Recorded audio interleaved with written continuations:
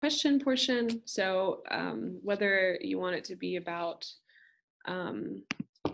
sorry, whether you want it to be about languages that we talked about, or maybe about the words that you are interested in, or, you know, for example, just anything really. If you're interested about Carolina, about traveling abroad, about Europe, anything, happy to give a couple of responses at least. So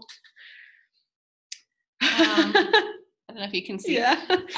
Unicorn, savage, and tiger in German, if you know those. Oh gosh. Okay. I might have to look up unicorn, because I don't think I and see, that's the thing. I'm not 100% fluent. I am at a high advanced level, but not 100% fluent. So I don't know what unicorn is, unfortunately. I do know what it is in Hungarian, though, the ironic part. So, okay, in German, unicorn is das Einhorn, which means one horn, basically, Einhorn. Hungarian is fine for unicorn. It's also something like that too, like Einhorn. It is, let's see, I just want to be 100% correct with this. Yeah, egyszarvú. So in Hungarian, szarv is horn, so it's egyszarvú, or one horn. Yes, savage. I don't, is this like, I mean, what way is this, you know, is this an adjective, like, oh, you're acting so savage, or is it like, I don't know, someone is like being really mean or something? I don't know. But tiger is in Hungarian is tigris, because of course, you know, tiger, tigris, makes sense. And in German it's just der Tiger, so or tiga, actually you would say tiga. Okay, savage is as an adjective according to the teacher. That's cool. Okay, that would be grausam, which is like really, like, it really more so translates as like cruel or brutal, but grausam. So yeah, hopefully that fed your appetite for der Tiger, grausam, and das Einhorn. So yeah.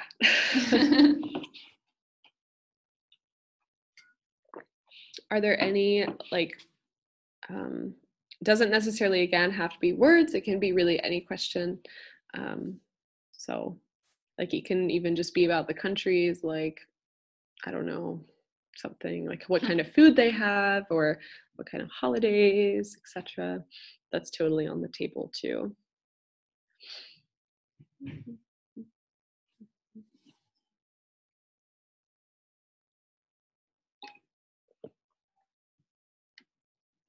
I can also share like why I wanted to learn German, if that would interest anybody. I think I mentioned that I spoke Hungarian as a kid, and still speak Hungarian. My family still lives there, so I grew up bilingual. In terms of German, though, I really only started learning it in college. So one of my majors, the Contemporary European Studies major, is has a requirement of basically learning a language. So instead of just sticking with Hungarian, I thought, oh, well, German is a really important language in Europe. And I always knew that I wanted to work in Europe at some point. So I said, why not? So I did German. Okay, we get another question here. So where did Finno-Ugric languages originate? So that is beyond the Ural Mountains in Russia. So it's really hard to define like the European continent where it ends and begins. It's kind of a debate because some people think, oh, is like all of Russia European? And if not, and so some people tend to say that it's the Ural Mountains, which is a mountain range in Russia. In addition,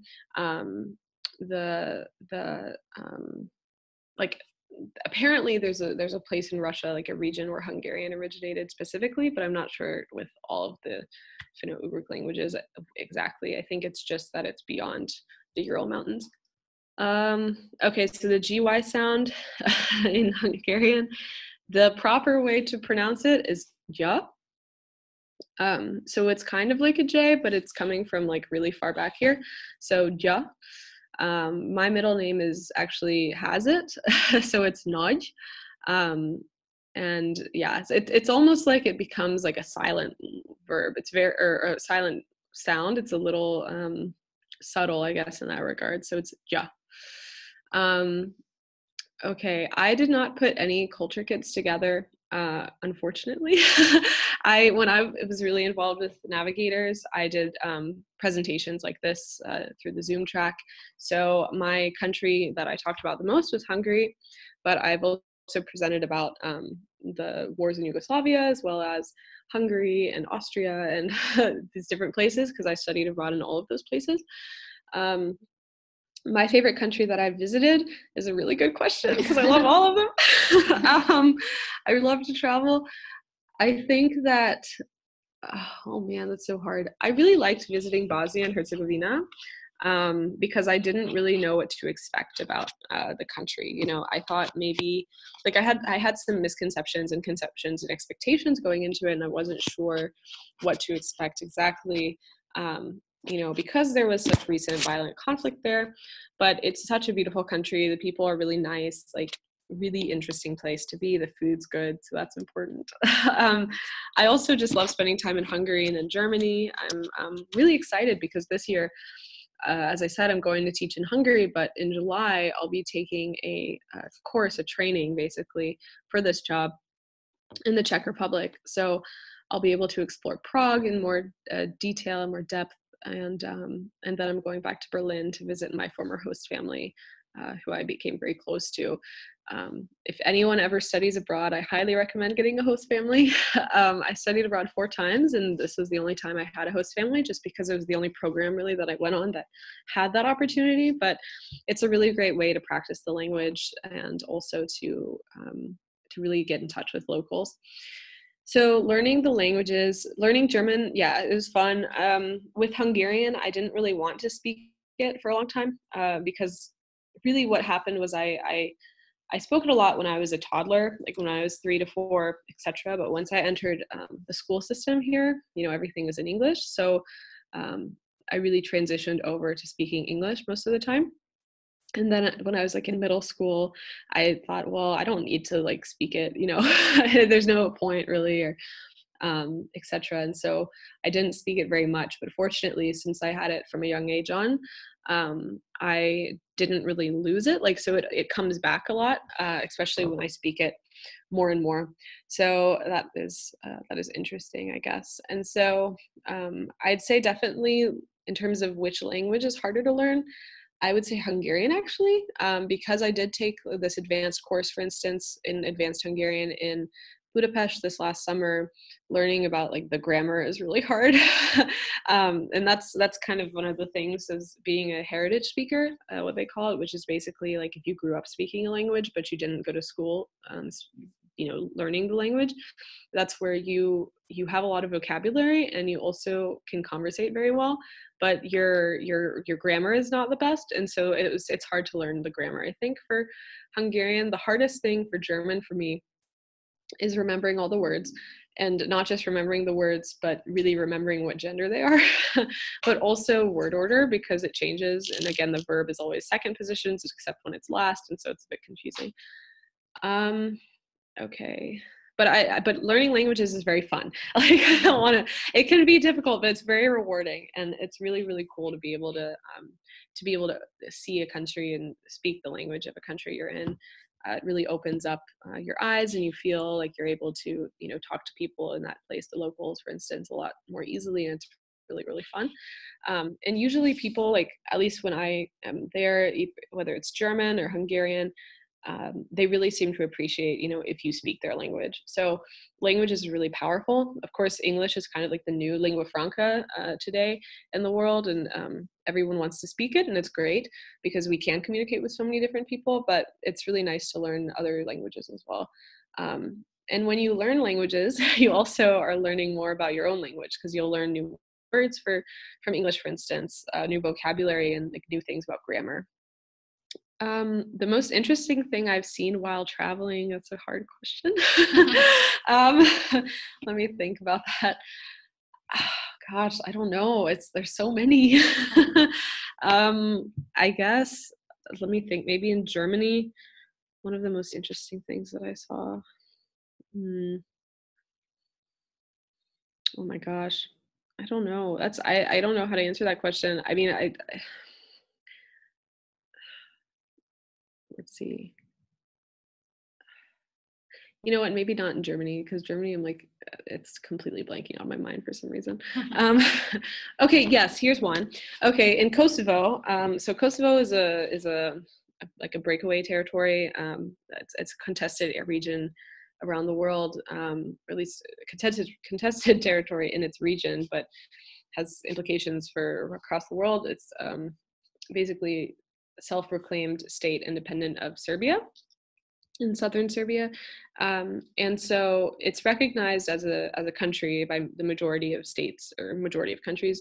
Sorry, all this poli-sci lingo was coming out, around the world.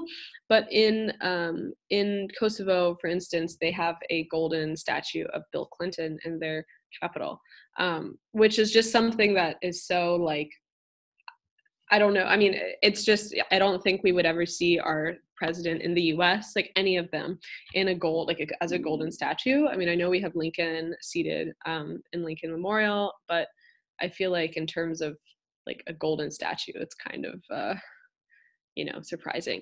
And because of that, it was kind of funny. And the reason why is because like Kosovars, or people who are in Kosovo, the US supported them very much. Especially with directly, like right after they declared independence, very soon after the US recognized them as a state or a country.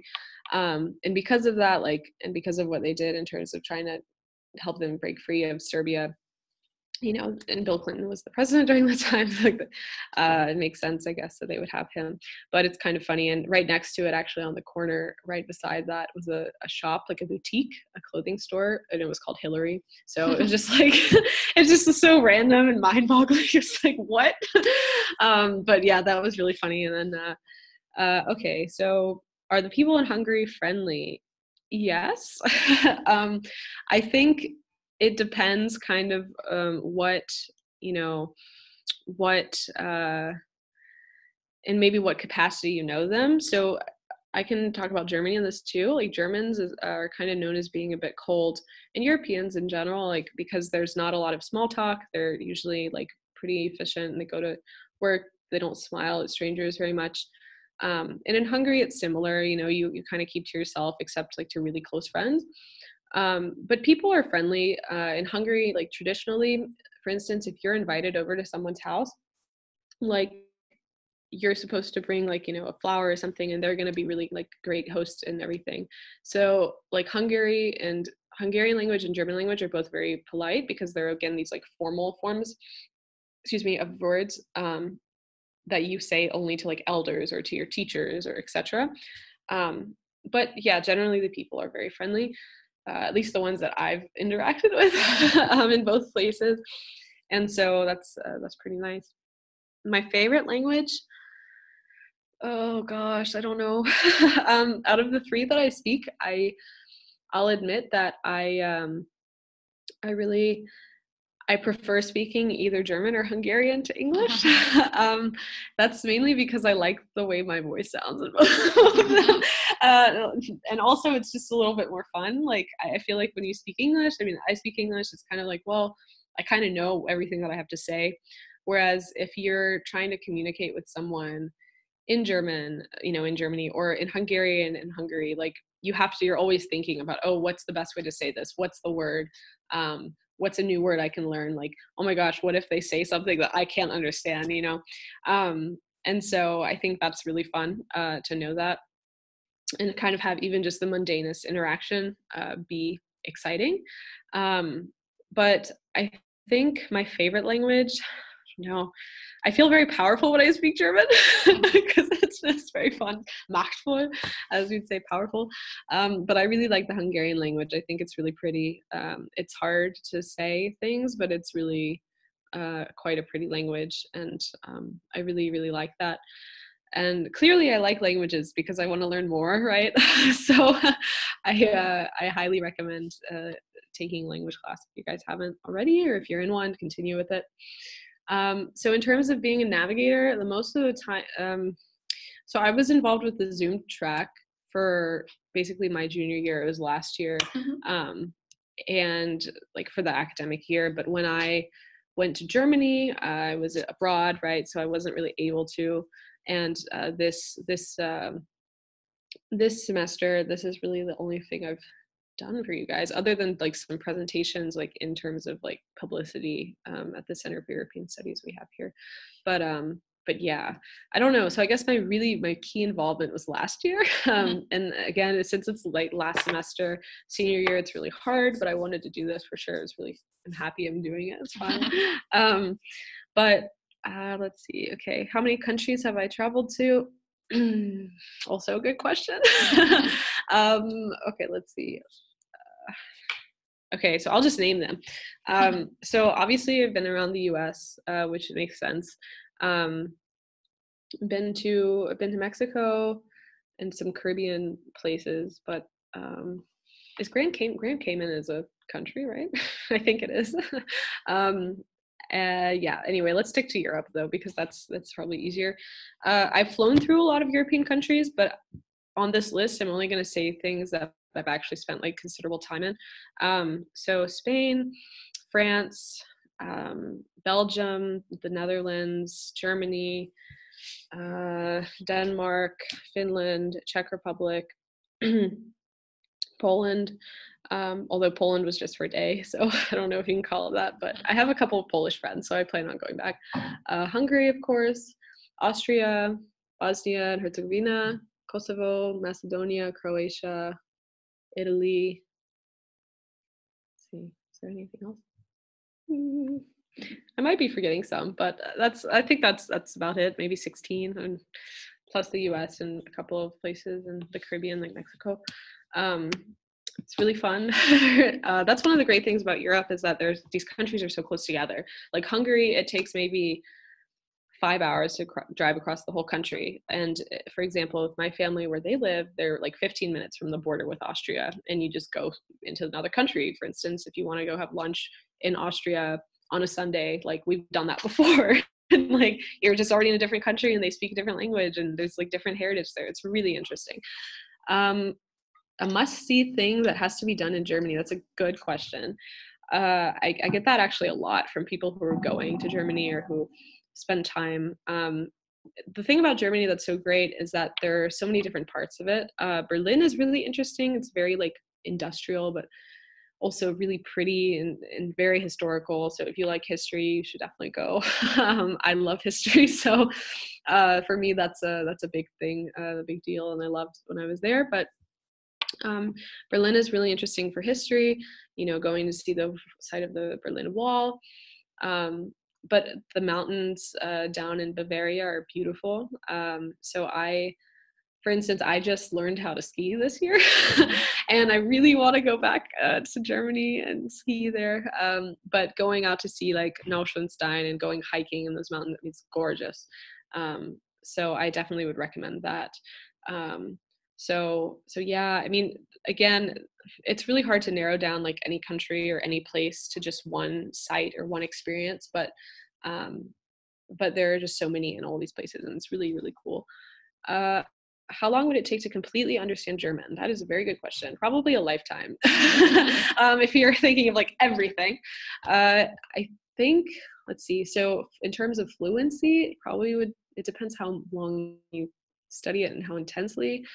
I can tell you my case. I started learning German as a freshman, but I didn't take it like right after each other. So I took it like freshman year of my spring semester of my freshman year, and then spring semester of my sophomore year, because on that fall semester of sophomore year I was in Vienna. And as much as you would think I would use and learn German there, I wasn't able to take a German class when I was there, unfortunately. And also, since it's a big city, they mainly speak English, so you don't have to use your German. But really, junior year, it was like the first year where I actually took like intensive German again, like for 2 semesters in a row. And then in Berlin, I was there, and when I left Berlin, I was very, very, very proficient. So, you know, living with a host family, talking to them, watching the news with them every night, and, you know, eating dinner with them every night, and taking, granted, I did have intensive German classes when I was there as well. I did 4 hours a day, 4 days a week. So, you know, with that, if I would keep it up like that, then, you know, it would be probably not very long until I could get to the fluency level, and hopefully one day I will soon. But yes, in terms of Hungarian, I visit Hungary. How often do I visit Hungary? I visit Hungary pretty often. So ever since I was a baby, we tried to go once a year. My mom wanted me to have a close relationship to her family there because she's the only one in her family who lives here. And primarily because of my dad, because he's American, he's from Nebraska, so it's very middle of the country, you know, the heartland or whatever. So usually once a year, and then now though it's been different because when I was in Vienna, it was only an hour away from my family in Hungary, so I went back a lot more, once a month or something. And then when I studied abroad in Berlin, I went back a couple of times, and of course in the summertime, last summer, I was in a Hungarian language class in Budapest, so I was there, and I'll be living there next year. So I don't know, I'll be there for a lot of time, but pretty often, yeah, at least once a year, at varying lengths. My favorite German food, deutsches Essen. That's a good question because there's a lot of good stuff. Hungary has a lot of good food too. Germany, for German food. For German, I think I really like their sausage and beer. Probably shouldn't say that, I guess, because it's students. But yes, they have very good sausage, bratwurst, and all these different things. I'm not really a meat eater. That's one of the things about the German diet is it's pretty traditionally is a lot of meat. And I don't eat that very often, but when I do, it's very good there. So they do it very well. In Hungary as well, it's very heavy, like in meat based, but it's a lot more spices and seasonings that they use in Hungary. So it's very different cuisine, and the desserts are really good in both countries. Something else I like about Germany, about German food. Oh, in Berlin, Berlin has a pretty large Turkish population because of like a guest worker program there that they had in the 1960s and starting then. And so they have a lot of really good like kebabs and like things like that. So I really like that as well. And that's not like a German food, but a traditional German food. But because Germany has a lot of people from different places, you know, especially in Berlin, like that's something you're supposed to do there. That's like a Berlin thing to do is go get like a kebab now, which is interesting. Why is the Hungarian language so hard to learn? I know, right? I ask that question too sometimes. I think it's because the pronunciation, for one. I mean, again, there's a lot of different letters, and they're pronounced differently. The grammar is really difficult. For example, like, you know, there are different cases in the English language, like nominative is usually the subject, adjective is usually a direct object, you know, etc. And I think we have like 4 or 5 maybe that we use most often. In Hungarian, there's like, I don't know, 30 or something. So it's really difficult. Now, my favorite thing about Hungary probably is my family, and also just the fact that it feels like I'm at home there. Thankfully, very close to my family, and very happy to have a close relationship to them. I know we're running short on time, so I'll answer this one last question. What did I learn about the history in Budapest? That's a really good question. I'm a big history buff. I actually want to be a history professor one day. So I definitely learned a lot when I was there. My area of interest in terms of history is contemporary, so 20th century, 1900s. So I focused a lot on like World War II and the Cold War. And in Budapest, there is a really cool little museum, really neat. It's called the Hospital on the Rock. And it was a hospital that was built in one of the kind of hills that in stone.